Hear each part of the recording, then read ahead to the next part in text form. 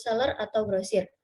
Pedagang grosir. Pedagang grosir adalah perantara yang membeli barang dalam jumlah besar dan menjualnya ke grosir atau pengecer lain dan ke institusi, pertanian, pemerintah, profesional, atau pengguna industri. Next.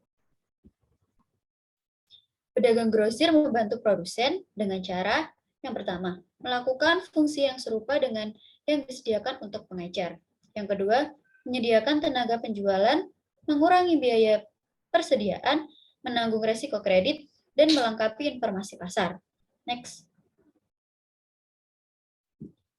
Lalu, pedagang grosir membantu pengecer dengan cara yang pertama, membeli dalam jumlah besar dan menjual ke pengecer dalam jumlah yang lebih kecil dan pengiriman barang ke pengecer. Yang kedua, menyimpan berbagai barang di satu tempat yang seharusnya dimiliki pengecer untuk membeli dari banyak produsen. Yang ketiga, memberikan bantuan di bidang vital lainnya, termasuk promosi, pasar informasi, dan bantuan keuangan. Next. Pedagang grosir memiliki ciri-ciri sebagai berikut. Yang pertama, mengoperasikan satu atau lebih gudang tempat mereka menerima, mengambil alih, dan menyimpan barang, yang biasa disebut dengan distributor atau pemborong.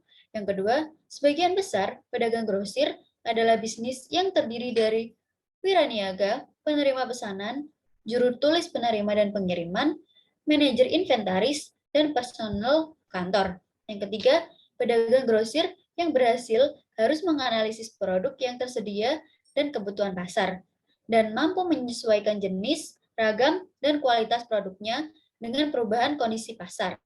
Dan yang terakhir, pedagang grosir dapat diklasifikasikan sebagai pedagang besar dengan layanan lengkap atau layanan terbatas tergantung pada jumlah layanan yang mereka berikan.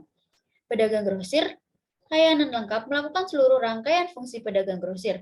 Fungsi-fungsi ini meliputi pengiriman barang, penyediaan pergudangan, pengaturan kredit, mendukung kegiatan promosi, dan memberikan bantuan pelanggan umum. Next.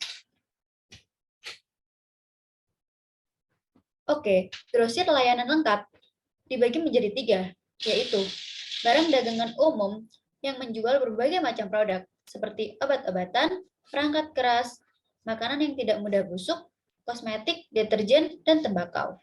Yang kedua, lini terbatas. Hanya menyediakan beberapa lini produk, tetapi membawa banyak lini produk item produk dalam setiap lini. Yang ketiga adalah lini khusus, membawa sekelompok produk tertentu dalam satu lini. Makanan lezat seperti kerang merupakan produk yang ditangani oleh pedagang grosir jenis ini. Next. Oke, yang selanjutnya akan dijelaskan oleh teman saya. Oke, di sini saya akan menjelaskan tentang tingkat cakupan pasar dari jenis distribusi. Yang pertama adalah distribusi intensif, di mana distribusi intensif ini digunakan untuk mendistribusikan produk ke semua outlet yang tersedia. Tujuannya adalah untuk memastikan ketersediaan produk tersebut secara luas. Keunggulannya, distribusi berskala besar menghasilkan lebih banyak penjualan yang pada akhirnya dapat meningkatkan pendapatan dari perusahaannya. Sementara itu, kekurangannya adalah perusahaan harus fokus pada beberapa faktor sebelum memutuskan pada tingkat distribusi tertentu. Misalnya seperti target pemasaran, harga, dan ukuran yang akan dipasarkan. Contoh produknya seperti Pepsi, Coca-Cola, dan rokok Marlboro. Yang kedua yaitu distribusi selektif, di mana distribusi ini dipergunakan hanya untuk beberapa tokoh yang terpilih dalam setiap wilayah geografis. Distribusi selektif ini terjadi ketika sebuah perusahaan membuka outlet dalam jumlah terbatas di lokasi geografis tertentu. Jenis distribusi ini paling cocok untuk perusahaan yang ingin mempertahankan kualitas produknya. Kelebihannya adalah cakupan pasar yang optimal dan sesuai dengan kepuasan konsumen. Akan tetapi kekurangannya adalah barang produksinya sulit diakses. Contohnya seperti Dolce & Gabbana dapat ditemukan di toko-toko yang sama seperti di Nathan Marcus, tapi mereka tidak dapat ditemukan di JCPenney dan Walmart. Ini dilakukan untuk menetapkan standar dan mengawasi distribusi. Yang ketiga adalah distribusi eksklusif, di mana distribusi ini hanya dilakukan pada gerai retail tunggal. Maksudnya adalah strategi pemasarannya hanya berputar antara produsen dan distributor dengan tujuan untuk menjaga posisi dominan di pasar. Produk yang dipasarkan mungkin eksklusif secara global atau terkadang eksklusivitasnya hanya dapat dibatasi pada area geografis atau pasar tertentu. Kelebihannya adalah menarik banyak perhatian, memungkinkan penjualan dan keuntungan. Akan tetapi kekurangannya adalah akses produk yang terbatas jika merek yang diproduksi masih berkembang. Misalnya adalah jam tangan Rolex, Richard Mille. Terima kasih.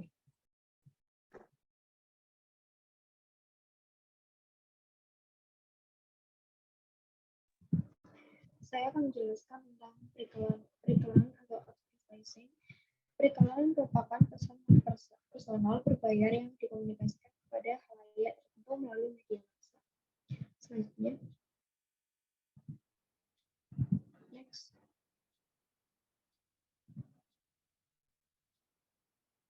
Berikut adalah jenis-jenis iklan berdasarkan tujuannya. Yang pertama adalah iklan permintaan primer. Iklan dengan tujuan menaikkan permintaan produk.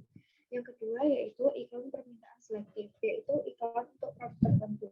Jenis iklan yang paling umum dan ditargetkan mendapatkan tingkat pembelian banyak secara langsung. Selanjutnya,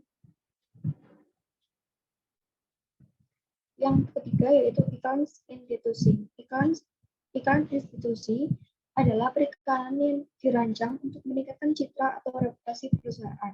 Beberapa perusahaan besar mengalokasikan sebagian dari uang periklanan untuk membangun niat baik daripada untuk merangsang penjualan secara langsung.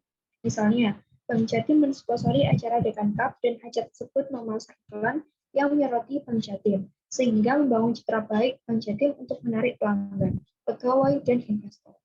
Next. Adapun langkah-langkah dalam melakukan pengiklanan. Yang pertama yaitu mengidentifikasi dan menganalisis sasaran audiens. Target audiens adalah kelompok yang menjadi tujuan iklan perusahaan. Untuk menentukan target audiens, organisasi dan pengembangan kampanye yang efektif, pemasar menganalisis berbagai faktor seperti distribusi geografis, pelanggan potensial, usia, jenis kelamin, ras, pendapatan, dan pendidikan mereka, serta sikap mereka terhadap produk, sifat persaingan, dan fitur produk. Sangat penting untuk mengidentifikasi pasar sasaran dengan benar, karena semua upaya selanjutnya akan gagal jika tidak diarahkan pada audiens yang tepat. Selanjutnya yaitu mendefinisikan iklan secara objektif. Lalu membuat platform iklan. Platform iklan meliputi poin penting penjualan atau fitur yang mengiklankan akan memasukkan ke dalam kampanye iklan. Mereka harus menampilkan kekurangan produk pesaing, dan itu penting bagi pelanggan. Meskipun bagian ke dalam apa yang konsumen lihat sebagai isu penting adalah mahal, itu adalah cara yang paling produktif untuk menentukan apa yang harus disertakan dalam platform iklan. Selanjutnya.